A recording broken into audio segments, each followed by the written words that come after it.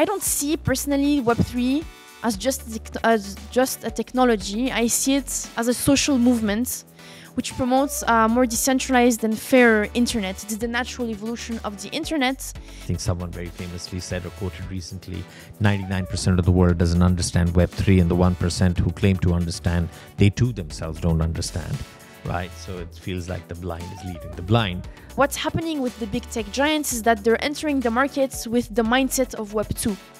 They're coming in Web3, trying to create closed metaverses where they regain full control over everything that happens in it. And yes, there will be a use case for these types of metaverses, like manufacturing with NVIDIA's metaverse, etc. But ultimately, I don't think that's what the users want. I want to welcome you to the second season of Couchonomics with Arjun. Join us this season as we go beyond fintech and payments and embark on the journey into the future of financial services.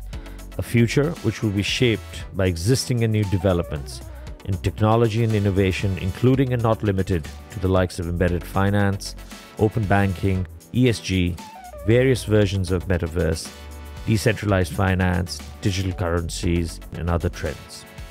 On the couch, we're going to have the most influential and progressive-minded founders, executives, investors, regulators, innovators, and industry commentators from across the MENA region and beyond.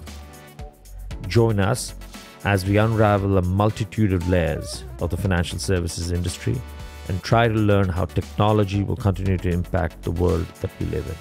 Couchonomics with Arjun is proud to collaborate with some of the most respected and innovative names in the world of payments, fintech, and technology. Ardian is a reliable end-to-end payment solution that provides innovation and flexibility to help businesses achieve their ambition faster by turning payments into a strategic growth driver. Get everything you need with 2U, a Saudi-based super app for delivery, mobility, on-demand services, and a lot more. 2U connects you to everything you need to enrich your daily lives by building an ecosystem across its end consumers, merchants, and reps. Visa is a world leader in digital payments, with a mission to connect the world through the most innovative, convenient, reliable, and secure payments network to enable individuals, businesses, and economies to thrive. GDA is a leading fintech and payment solution provider founded in Saudi Arabia, expanding rapidly across the region with established operations in UAE and Egypt. GDA's vision is to empower merchants with the tools to start, manage, and grow their business. M2P pioneers next-gen fintech through innovative offerings across payments, lending, and banking landscapes. Their comprehensive tech stack powers end-to-end banking services, BNPL, customized credit cards, prepaid cards, and more.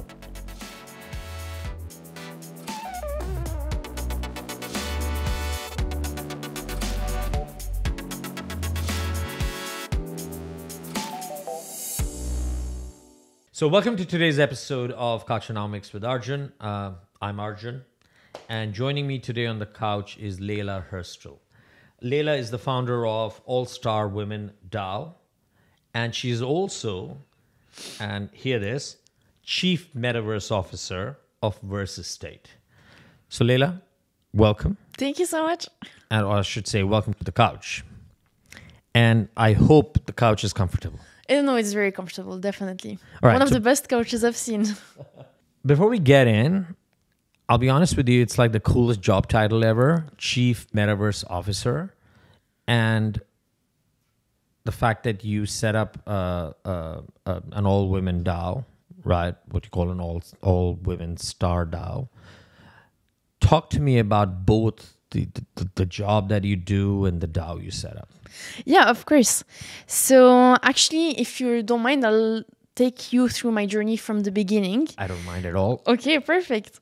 So I got into the space a few years ago, but actually I grew up kind of in a family of entrepreneurs and innovators. So I've always been surrounded by innovators and different ideas. So my parents have always fostered innovation in our household, and we've always been talking about the latest tech deals. And my father invests in pre-IPO tech deals, so I've kind of always been around it. So when I finished university, I went on to do a fintech diploma at Harvard, and then I joined Dutch Bank in the technology, data and innovation department. And we worked on finding solutions on how to innovate the bank's infrastructure to compete with the rise of fintechs. And as I progressed through the space, I founded my own platform called On & Co, which is a fintech platform that digitizes alternative investments. Is that still around? That's still around, yes, but I'm not working on this project anymore because I progressed through Web3 and I learned more and more. And as I met new people and learned about new concepts, I discovered about the NFTs and cryptocurrencies and DAOs. So that's how I went on to form AllStarsWomen DAO, which is basically a collaborative network of female founders, entrepreneurs, and investors. And we give them all the tools they need to make their companies a success. We're basically an investment DAO. So we have 3 main verticals, which is a startup factory, where we foster and help new enterprises get formed and new startups, and we advise and guide the entrepreneurs. As well, we have a startup, a Web3 Academy, where we provide classes and educational courses for females and even males. We accept males as well, of course, to come. Thank you. Yeah, we won't be excluding anybody from this. So they'll have access to all types of resources that they need to contribute to the global economy, and as well a recruitment agency where our members can get the opportunity to be in touch with different opportunities in the space. Investments, training and development, recruitment, and yes, hiring. Exactly. Right. Yeah, I mean, and then after AllStarsWomen, which I'm still working on, by the way, that's how I went on. I found the Metaverse extremely interesting and, fascinating. I think it will revolutionize many key industries. So that's how I came out to be Chief Metaverse Officer and also a board member at Verse Estate now. And just to tell you a bit more about Verse Estate, we're a hyper-realistic metaverse based out in Dubai, actually. So when I was kind of thinking about how do I frame the conversation today, I thought what we do is we try and focus on, one, the evolution of the internet, right? Because as I'll come to say in a few minutes, I actually see the metaverse is just an extension of the internet, a more immersive, a more engaging internet, right? I want to talk about the emergence of metaverse and whether or not we're ever going to have one metaverse, right? Or if it's a utopian concept. I will put you on the spot for some real life use cases because I do want my audience to walk away with something more practical, because we can all download reports, which are quite interesting these days, right? So, but before we start, I'm gonna sort of give a set of statements that I came up with before the session, right? And I'd like you to sort of challenge me on those assumptions or those hypotheses that I've made, right? And I'm sure some of them might not fit well with your sort of way of thinking. So, firstly, I think we'll agree on the first one. I think in all intents and purposes, the metaverse is the extension of the internet, right? It's more immersive, it's more expansive, it's more engaging. Agreed, right? I also think that it's been around for a while, right? It's not something new, both in terms of conceptual form, but also in terms of there are elements like virtual reality and augmented reality, which has been around, just might not have been called metaverse, but elements of that have stayed around. Most of us, I think, became conscious about the term metaverse when Zuckerberg changed the name of Facebook to Meta. Obviously, it looks like a bad decision today, but who knows? He's a visionary, so maybe he's doing the right thing, right? Currently, the stock price is saying otherwise. Right. But the truth is, what we all thought initially to be a fad, which was for young kids and the gamers, has turned out to be different, right? We're seeing now lots of businesses, lots of enterprises adapt different versions of the metaverse. But the reality of the matter is that we are currently seeing a bunch of proto-metaverses with little or no evidence of any interoperability, right? And you'll correct me if that's true or not. I also don't think that the environment is immersive enough. that it would invite me to hold meetings in it. You know, you have metaverses where all you have is your head blob moving around, or half your body, or a highly pixelated form, or the redundancy in the network doesn't allow you. You know, even today we have Zoom calls which fail, and team calls which don't work, right? I'm deeply concerned about the replication of the dark world we have here in the metaverse, and if we don't do that properly.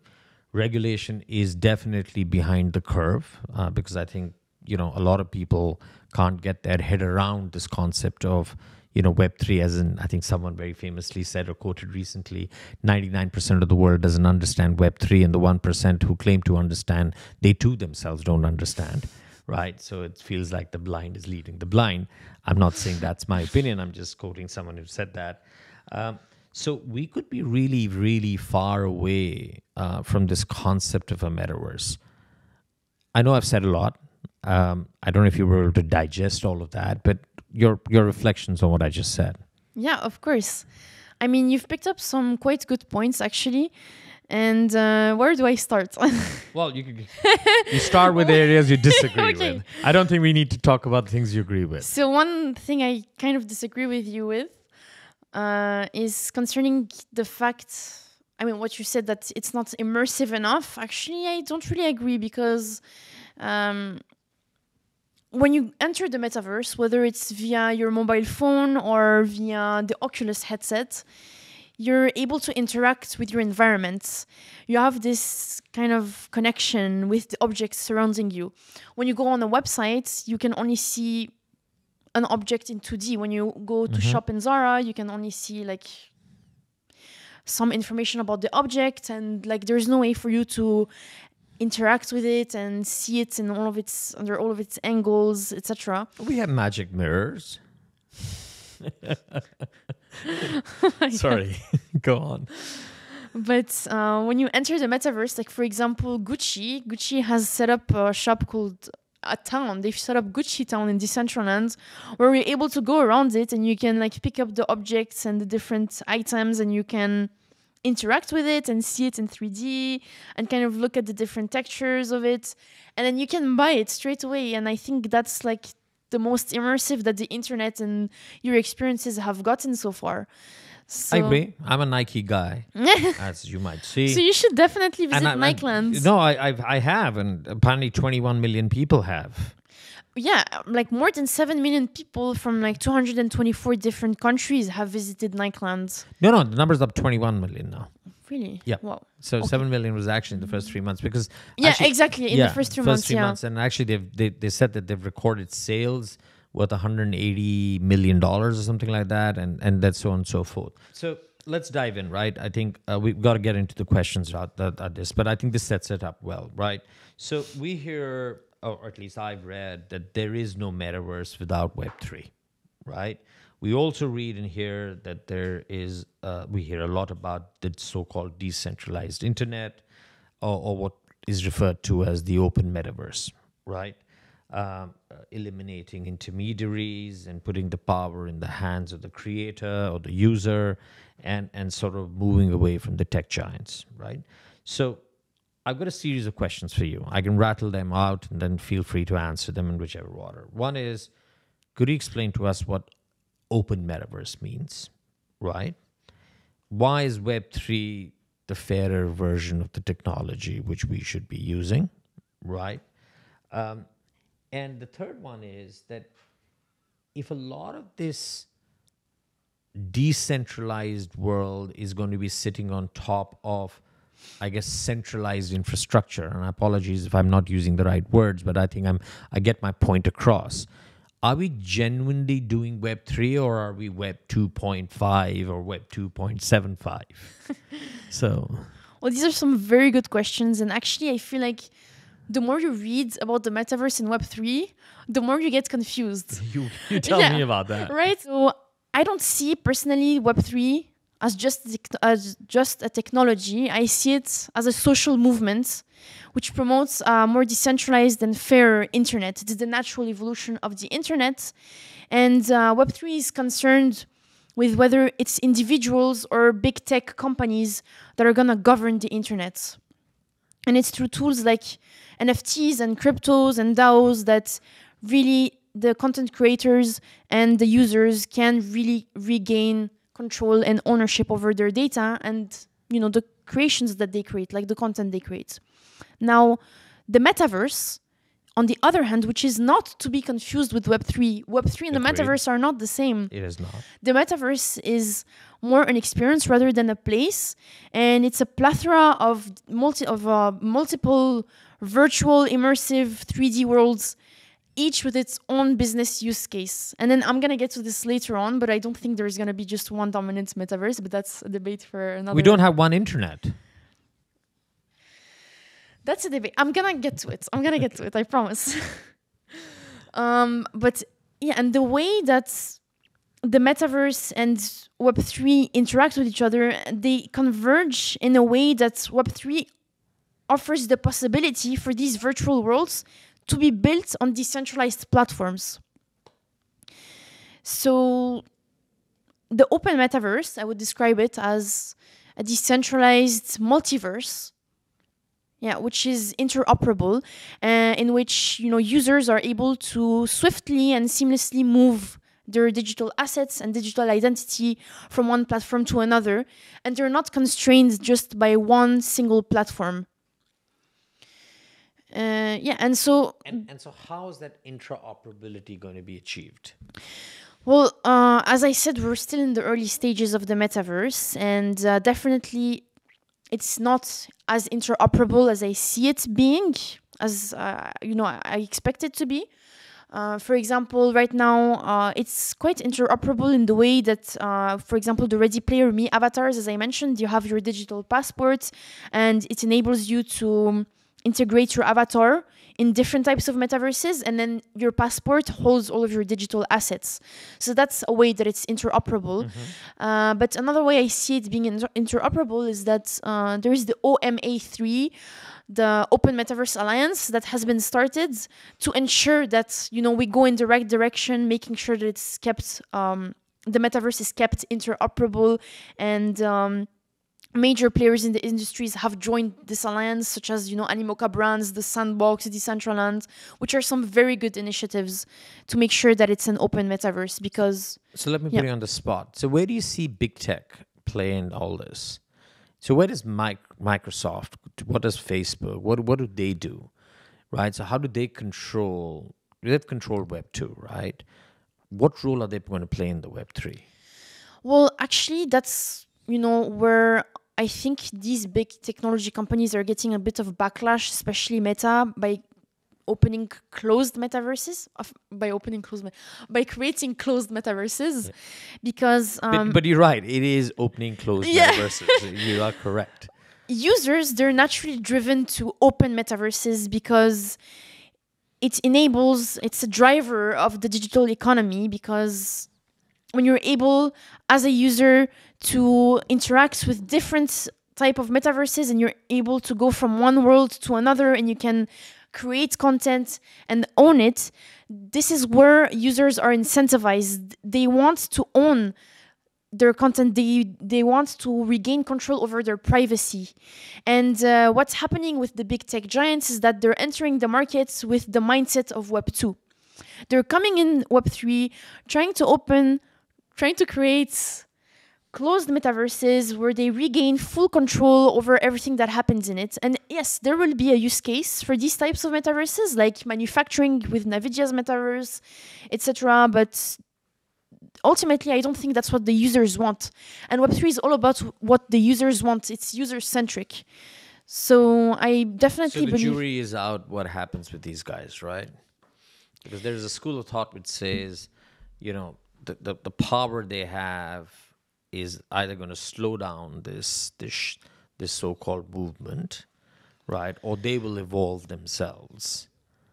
I don't think I don't think that they're not going to be a major player in this space. I think there will still be a major player in this space, but they will create a different type of digital economy and a different type of business use case than those of the open metaverse. Right. Or the other argument is that the pie becomes bigger and they have, exactly. They have arguably it's different instances of a whole. Yeah, agreed. All right, so let's go to question 2, right? So the metaverse will allow people to have real-time interactions across, long distances, and arguably then it becomes sort of the next sort of digital frontier, right, for every business to conquer, if I may use the word conquer here, right? Yeah. So what are you seeing in terms of businesses currently experimenting, right? And I specifically have a question in terms of how do these businesses go about choosing the platforms on which they do their initial experimentation or they build their own version of the metaverse or the experience, right? How do you progress? Well, right now, from what I'm seeing, businesses are leveraging the metaverse for 2 main reasons. Mm-hmm. The first is to improve customer experience by creating more immersive virtual experiences. And the second, to generate revenue growth, by setting up virtual shops and selling digital goods, which are often tied to a specific type of utility and sometimes even a physical good. Actually, let's take the example of Nike.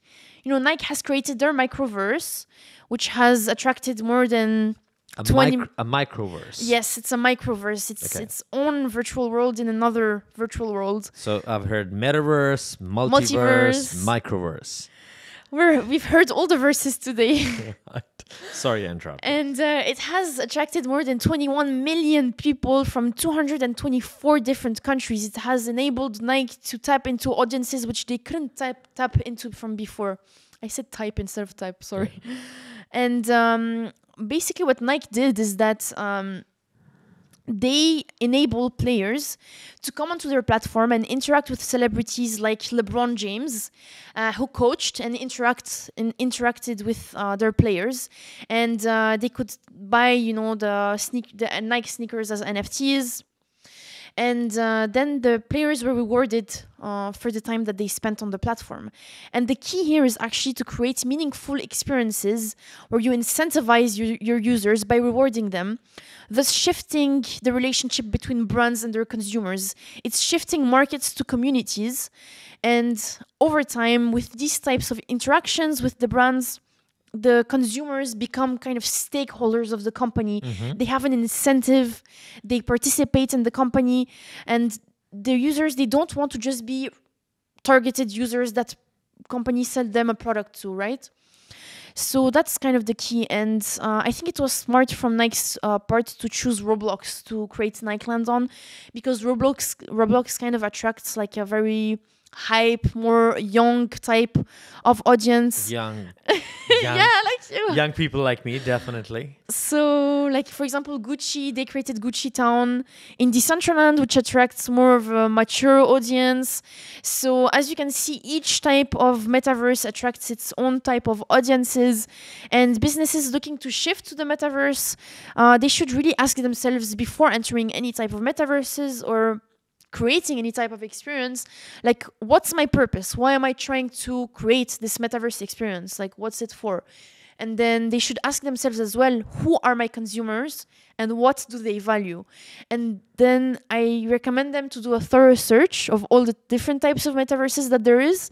And then based on that and based on their target audience, they'll be able to choose, the best metaverse and the best experience. So I've got a question for you, right? So should they be joining platforms of metaverses, or should some of them actually create their own? Well, that's a very good question. It depends on the why you want to do this metaverse. I mean, so why would you create your own? Like, give me a scenario. Why? For example, if you're a brand just looking to kind of tap into brand activations, and if you're looking to market yourself as like a forward-thinking metaverse, I would say, join another metaverse. Like Nike joins Roblox, builds its experience on there. But then if you're like looking to attract a creator economy and you're looking to build a true community, then I would suggest building your own metaverse. But then again, it depends on how much resources you have, and whether it's like you would have to weigh in like the benefits, the cost benefit analysis, exactly, on whether so in it's effect worth... it is a business decision, right? Exactly, it comes down to a business decision because it's quite costly to build your own metaverse. I would imagine so. Not that I built one or considered building one for myself, but maybe we should build a metaverse for Couchonomics with Arjun. Or maybe I should join one of the definitely the ones. That is something I will take you up on, and maybe you'll suggest me an idea or two. Out of the businesses who are jumping into the, if I may call, the FOMO bandwagon, right? The fear of missing out bandwagon. How many of them are actually going through this sort of rigorous process of choosing the right platform, really looking at where their target customers are, or how those platforms are evolving? Because let's be honest, a number of these platforms are also at a very early stage of their own evolution, right? Roblox, I'm sure, looks very different today to what it did 5 years ago when it first launched, right? I mean, even Sandbox used to be simply a game, like a mobile game, and then they leveraged NFTs and became, the Sandbox that we know, the metaverse that we know today. But I would say in terms of, in terms of numbers, or... No, but so the conversations you're having, are these intelligible conversations, or are most people just saying, we need to have a presence, get us onto it somehow? Well, it depends on the true intentions of the business. Like, a lot of them are just using this metaverse as a marketing ploy, just to say that they're, in it. Like, they just want to... It's just something they need to check on the list. They could put on one of the newspapers or one of the... Exactly, to show. But some of them are, like, really forward-thinking and are really looking to innovate their infrastructures and connect with their consumers on a more intimate level. And some of them really want to build a community, and this is how they will get... That's good to hear. So there are people who are asking the right questions, they're engaging the right people, I guess people like yourselves, and so on and so forth. Let me switch to just to the side on gaming, right? So there is a school of thought, or at least there's a very firm school of thought, that a lot about the metaverse and a lot about the economics of the metaverse in the foreseeable future is going to be all about gaming, right? Right. So how do you see that evolving? Right, we've heard play to earn, and learn to earn, and which was the other one? Sorry, learn to earn. Learn to earn. I know there's so many learn to earn. So how do you see gaming evolve? So firstly, is gaming going to be the primary use case of monetization on the metaverse in the near term? Is it going to be all about gaming? And how do you see gaming evolve? Well, actually, that's a very good point, because many of the people that I talk to, they often, like almost 90% of the time, associate the metaverse with gaming. And because we're so early in the metaverse industry, it's understandable why they would, associate it with gaming, because, Sandbox started as a gaming platform, and there is, Axie Infinity. There's like so many games where you can earn tokens, and you can just monetize it, and a lot of the people have earned their incomes from that, and that's where most of the companies like focus on, and a lot of the metaverse builders and contributors are gamers themselves. So I'm not surprised about that, but as we progress... Isn't that a good strategy? I think that's a great strategy, right? Definitely. Gaming is one of the biggest metaverse use cases. Even if you're a bank today and you get onto the metaverse... gamification is a great way to build customer loyalty, and it's a great way to generate revenue growth, and to have a new income stream. And build engagement. Because one thing around gaming is that if it is interesting, it brings people back.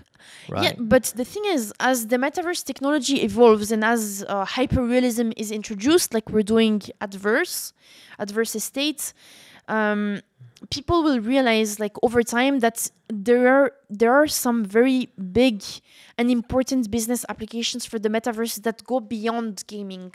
Like gaming is an important big part, a big use case of the metaverse, but I think it will go beyond that. Like, So when do we get mainstream adoption? How many years are we away from it? not years. I think we're quite Decades? no, not decades, but we're quite a while away from mainstream adoption, because I think the key for mainstream adoption would be there's a secret recipe. It's not secret, but there is a recipe. It's user friendliness and interoperability, and that's how the metaverse will be mainstream and mass adopted. What about awareness in education? Where does that go? I know that there's a generation out there which is growing up in this world, right? But young people like me, how do you actually make us more aware and more comfortable? Well, or education, it's definitely a big part of it, and education. It's through education and over the generations that you will teach the children, and you will teach more mature audiences, how to use the internet, but how to use the metaverse. Sorry, but at some point when the internet came out, for example, eventually it got mass adopted because more people were aware about it. But wasn't it just simpler? Yeah, of course it's simpler, but when it wasn't the internet or Web 2.0 simpler? No, of course it's simpler. It's much easier to access it, because now it seems actually more complicated. But once you know, and once you're educated and you know how to protect your seed recovery phrase, because I've got many people who told me, I got hacked, my seed recovery phrase, because I gave out one of my seed recovery phrase words. And people need to be educated on how to protect those tools, because then they associated this with a barrier to entry in the metaverse and in Web3. But actually, once more and more people are educated about this, then it will be, mainstream. And the education is just like an enabler to making it mass adopted. And it comes under, user friendliness. No, I totally agree. I think user friendliness is one element of it. Yeah, of course. Right. There could be guys like me who try their hands on different metaverses every time we get a second. I get terrified, to be honest with you, because I'm lost in 5 minutes. But I'm always seeking a helping hand, and unfortunately, there aren't many. Right? There aren't many helping hands out there. There isn't enough people in the space yet. Like it's still quite. It's quite seldom, and that's why very early. Yeah. And that's why I felt that I do think for mass adoption, at least my hypothesis is that we are years away. Yeah. I think we'll get adoption in certain categories. I think we'll get adoption in certain experiences. Fashion is one. I think you're very correct, right? So it didn't take much from me to understand, what the microverse of Nike was, right? And as Nike evolves that, I'll evolve with it because I'm interacting. Yeah. But then there are use cases with which I would not be familiar with, and so therefore I'll just shy away, right? So I maybe I'm of a view, maybe I'm a little bit more cynical that I think we are a while away. Yes, interoperability will help on all of that, but I do think that there is an education element. Yeah. Let me bring to. Sorry, you want to say something? Go ahead. I just wanted to mention the metaverse and Web3 is not rocket science, to be honest. I think isn't. Come on, I was it's impressed not rocket about myself. You've just burst my bubble. I mean, it's just like any other industry. It's just like learning a new language. You just have to research, and the more you speak with your friends about it, the more you get into the space. And because right now the space is quite small, a friend who knows a friend who knows a friend, and then you just circle back, and you just just to circle to Web2 companies, it's quite hard for large corporations to innovate their infrastructures, and that's why it's taking a lot of time to get more mature audiences to move to a whole new mindset shift, from traditional organizations to organizations like DAOs and everything decentralized in Web3. I love DAOs, and we're going to come to it. Yeah. I think I've saved that DAO question for it because I do. I will save it. Let me talk about industrial application, right? So digital twins. Okay. Again, it's not a concept which is new, right? I think if I'm not wrong, the Schiphol airport in Amsterdam actually has a digital twin of itself, right? And I think they use it. Talk to me about how the digital twins are sort of revolutionizing what I might call traditional industry, especially the factories, right? But more interestingly, I'm interested in this whole concept of smart cities and how do digital twins sort of make these smart cities more approachable? Well, creating digital twin cities in the metaverse can significantly aid with smart city planning because it enables city planners to study the effects of climate change and a myriad of other situations that a city might face. Like, for example, you replicate roads and buildings of a city, and this helps. So far, with digital twins, there isn't like a human interaction. Like, you can't have this human feel. You can't have humans that dynamically interact with it. And by implementing digital twins inside of the metaverse, it enables humans to dynamically interact with their environments and with objects without changing their state. So it provides a whole new it provides a whole new perspective and fresh data points to the digital twins. Now with the digital twins, talk a little bit about urban cities. So is it the same concept that you're talking about? The fact that you can actually do a digital twin of an urban city, and then you can have that interaction with the individuals. Exactly. Allows you to then build these smart cities in a manner that are more efficient, more inhabitable, and so on and so forth. Exactly. And the human component of it is what makes the whole difference. It brings the digital twin to life. And do you see this part of the metaverse really take off? Definitely, yeah. Right. I think that's it's gonna kind of where be, my hypothesis is. I see this taking off. Definitely, very quickly. Industrial applications, and especially in the manufacturing industry, this is gonna be a huge like there's the potential for applications there is enormous. Okay, so let's come close to home. DAOs, yes. right? I firmly I read a lot about DAOs. Well, I read a lot about a lot of this, but I read a lot about DAOs. As a matter of fact, I think today I posted something on a DAO. I think you commented on it, and then there was another dozen people who commented on it, which was great because I think every comment on a particular article just enriches the story. I personally think every football team should be a DAO. Right, because it just brings in the fans. That's an interesting one. Right. I didn't hear that before. But my view is, why shouldn't it? Right, but the fans are the ultimate reason why footballers come out. Yeah. And if every football team was a DAO, then you could actually have DAO tokens, which the fans could own, and therefore they could influence the direction in which a club might head, which is where I think clubs should head. But in any case, we'll park that apart. But so how quickly will this shift to DAOs happen, and will it happen as quickly as we hope? Well, DAOs, which are decentralized autonomous organizations, they enable people to collaborate and govern different types of business use cases in a way where the members don't need to trust each other. Because DAOs are blockchain-based entities, and everything is encoded in the smart contracts. For example, I can kind of compare DAOs with traditional organizations. I think that's the best example I can give you to explain, how DAOs will revolutionize industries. Basically, in traditional in DAOs, there isn't a handful of people who can take the decisions by themselves and manipulate the books and act in self-opportunistic ways. But in DAOs, even the most minor decision is taken collectively. And for example, no money can get out of the DAO treasury without having a collective vote pass. And the funds technically can't be released without having the votes passed because it's encoded on the blockchain, which is completely immutable.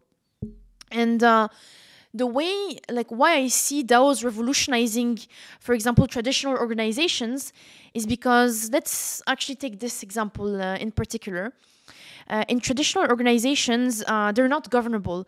You have a handful of board members taking all of the decisions, and you've got managers and external stakeholders and shareholders all having their own interests and their divergent interests, which are not necessarily in line with the company's best interests. So according to empirical studies, even though there's like robust internal processes that are put in place in traditional organizations to make sure that this doesn't happen, it's still suggested that, you know, these type of organizations are susceptible to fail. And unless there's like incentive mechanisms put in place and you know, robust protocols to tackle these issues, it's not. That's where actually DAOs come in. So, but what's the downside to DAOs? It can't all just be great, right? Well, the thing is, there isn't that much awareness about DAOs, and one of the main issues with DAOs is that a lot of the members who take decisions collectively in terms of where an organization can go, like the organization of the DAO, is that sometimes if things go wrong, like every single member of the DAO is liable for what happens. So there are like legal issues and frameworks that need to be created to make sure. So the regulation, the legal frameworks need to evolve around them. Yes. There needs to be regulations that make sure that they aren't tailored to traditional organizations, but are tailored to what DAO members needs. Like, it's a new type of organizational structure, so it needs new type of regulatory frameworks. New type of thinking. Exactly. It's a new way of doing things. It's a true shift from traditional organizations, you know, to these. There's no hierarchy, so you don't know who's held accountable for what.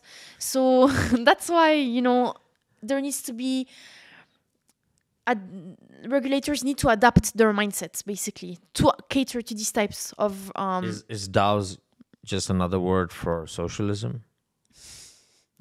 I wouldn't say that, or collective thinking.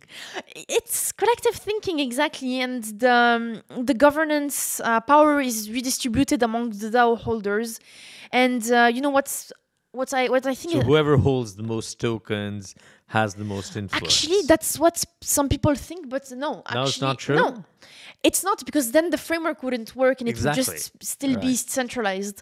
It's actually every single DAO member gets one vote, no matter how much that they invest, you know, in the token. Okay. No matter how much token they hold, even if they hold more than their counterparts, I mean, their fellow DAO members, they still just get one vote to make sure that it's, you know, completely decentralized and make sure that the governance power is redistributed among their holders. Let's come to Dubai, right? Yeah. So Dubai came up with a metaverse strategy. It's very impressive in itself. They want to be seen as the top 10 metaverse economy.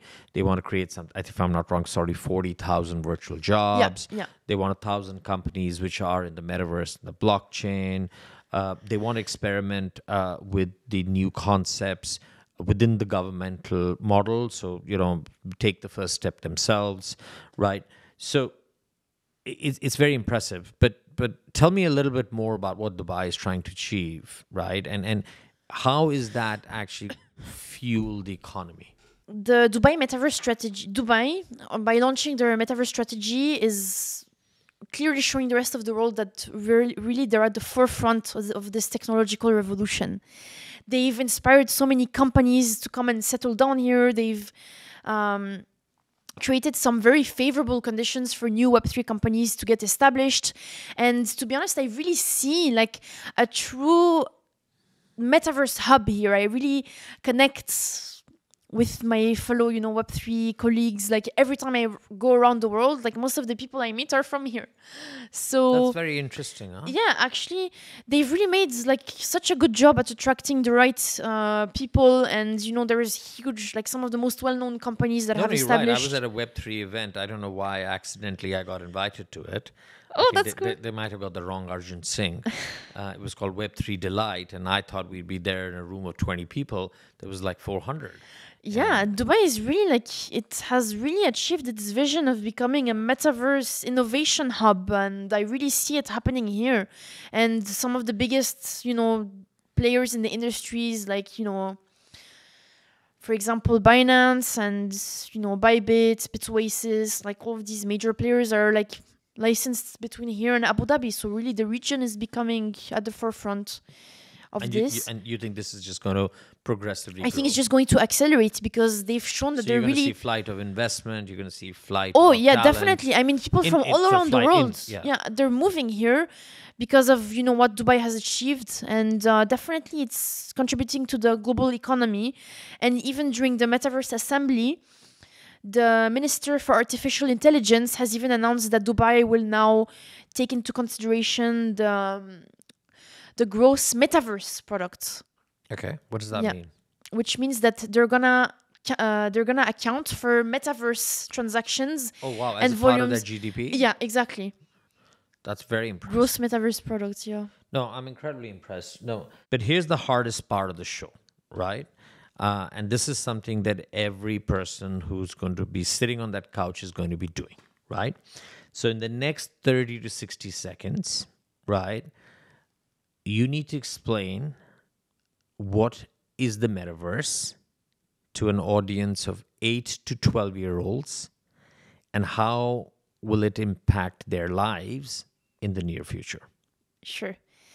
So the way I would explain it would be, imagine a parallel world where you can play with your friends, visit different places, and play different types of games, but from the comfort of your own couch.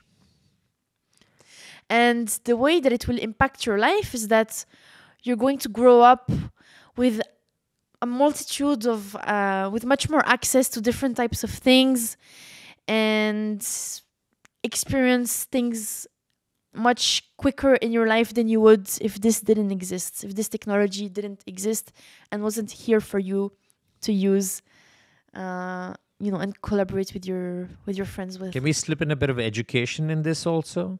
Yeah, of course. Not I mean, just play and fun? for sure. Yeah.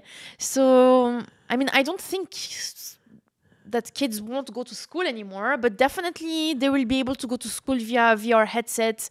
Definitely. Yeah, and this was actually accelerated by the pandemic, and the COVID. And I've seen a lot of schools who are now teaching children to use the VR technology and to start learning about using the metaverse. So I'll say that you'll be able to play with your phone at school. You'll be able to use your phone to, teach yourself and receive education from world-renowned teachers from all around the world. It'll be the generation metaverse. Yeah. Leila, thanks a lot. Thank you so much for having me. It was a great pleasure to have you Likewise. in the studio on the couch. I definitely learned a lot. I was able to get some of those questions answered. I like the fact that you don't agree with me on most things, right? Or a few things. But I think, this is going to be a topic which I think will evolve. I think we will all learn and evolve with it. Definitely. I think it's here to stay.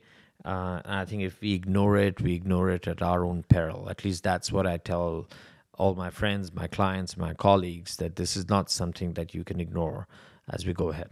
I do agree with that. You do agree with that. Thank you. We obviously ended a good side. So thanks a lot. And Thank you so much. And have a good day. You All too. right? That was Leila Hurstel, who's the Chief Metaverse Officer at First Estate and also the founder of AllStarsWomen DAO. It was an interesting and fascinating conversation. I hope you found it as interesting as I did. So till then, goodbye, and we'll see you at the next episode. Bye-bye.